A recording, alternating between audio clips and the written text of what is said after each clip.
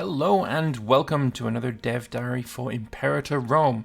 And this one is the first dev diary that is being helmed by Arheo while he is the game director of the game after Johan left for, I wouldn't say greener pastures, but I mean, it's EU4 pastures, let's put it that way.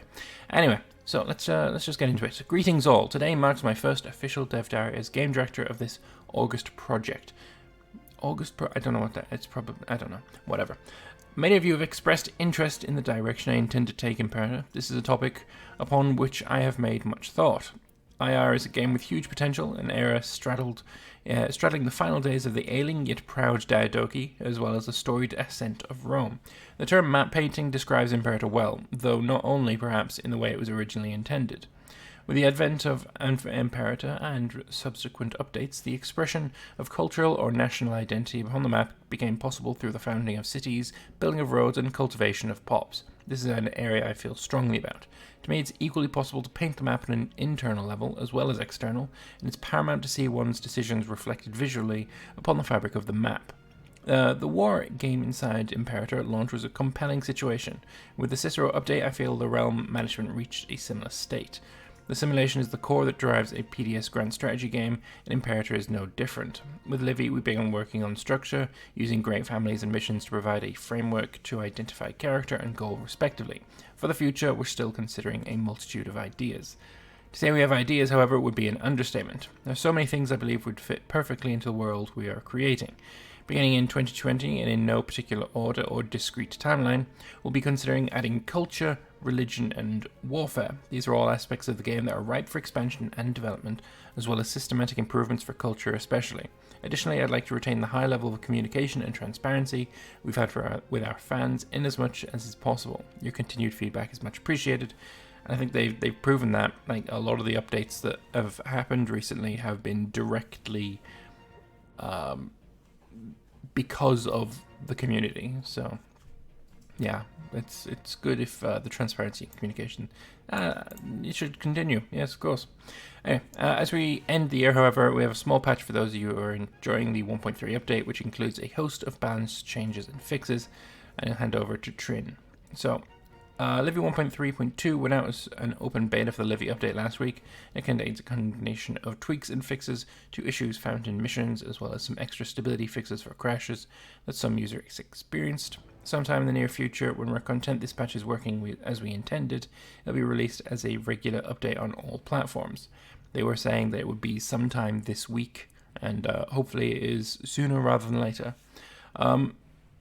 So, statesmanship, you're rewarded for keeping someone employed as they will only reach their full potential if given the sufficient experience with government apparatus.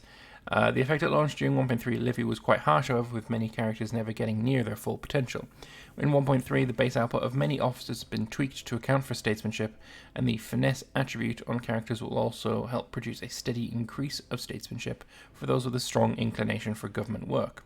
Lovely. When stability was reworked some time ago and made to decay towards the middle, the intent was that you should over time experience periods of good stability, where everything is going your way, and bad stability, which are veritable slump periods for your country. The decay, however, has been too quick, which means it will never really matter too much when you gained or lost stability. It was always going to rapidly return to the middle ground. 1.3.2, we've slowed the decay of stability, which should allow you both longer periods of well-being as well as longer periods of crisis. I like this. Yeah, basically it's what we saw in the video I did before about, you know, the change logs when the beta was released, but it's like giving a reason for why that happened. So yeah, it's interesting. With Livy, the food system was expanded to allow armies to carry food and use stored food to mitigate attrition, with taking provincial capitals in order to secure food supply in hostile territory now being an integral part of warfare. In the balance patch, we've looked again at how much food units can carry and the cost for supply trains that are now vital for any drawn-out siege or campaign in hostile territory. So yeah, supply trains I think are 16 gold each instead of 10, which is a significant increase. Stability. The patches fixes a number of crashes that some experienced on startup, as well as minor improvements for performance. And then for missions, we saw the introduction of a new mission system as a way to guide expansion, but primarily also to deliver scripted content such as event, alternate history, and meaningful interaction with things not directly covered by game mechanics. As any new system, the release to the general public has unearthed some issues in mission design that we have now begun to address, especially for the general missions. The 1.3.2 patch will take care of most of the oversights reported in the general missions reported to date, as well as a number of issues in the missions for Carthage and Rome. Highlights include picking more sensible regional capitals for the development mission, as well as a fix for the demand that you grow olives in the wild wastes of Scandinavia. The general conquest mission will also no longer abort when you succeed too well with it. For a full list of the missions related fixes, see the changelog, blah blah. 1.3.2 also contains a number of fixes to various things, all which can be found in the log below, and we have the changelog here. But I have actually already gone through the changelog and read it all, and that took a long time. But yeah, we've already gone over this, so that's it. That's all we got for you today.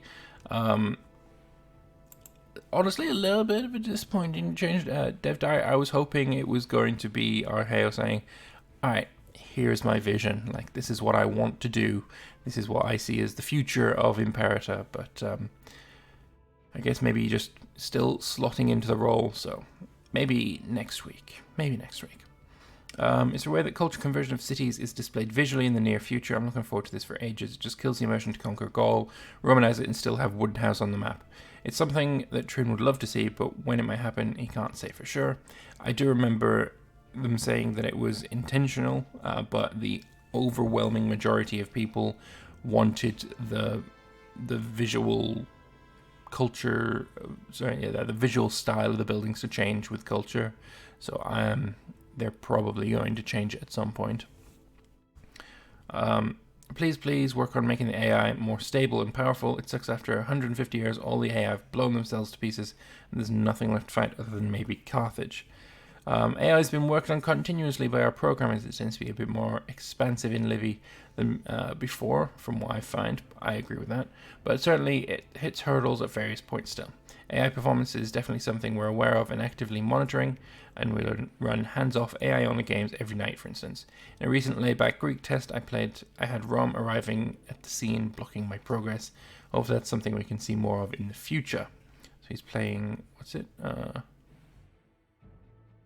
I remember, this is Argolis, I think, that flag. Yeah, it's a pretty expensive Rome. They even gone north of Danube, so yeah. I do think the AI has gotten a lot more aggressive. I generally see Gaul being mostly unified in this patch, and I've never seen that before, so they have got better. More is always more. More is always more. Yeah, there we go. What's that country you're playing as? Don't recognize the flag. Argolis, I was right. Yes, I knew it. Anyway, that's it for this episode of Dev Diary walkthrough, talkthrough, doodly bopper things. I want to thank you all very much for watching. If you have any comments, please do leave them in the comment section below. Like button if you like the video, and I will see you guys in the next one. Bye-bye for now.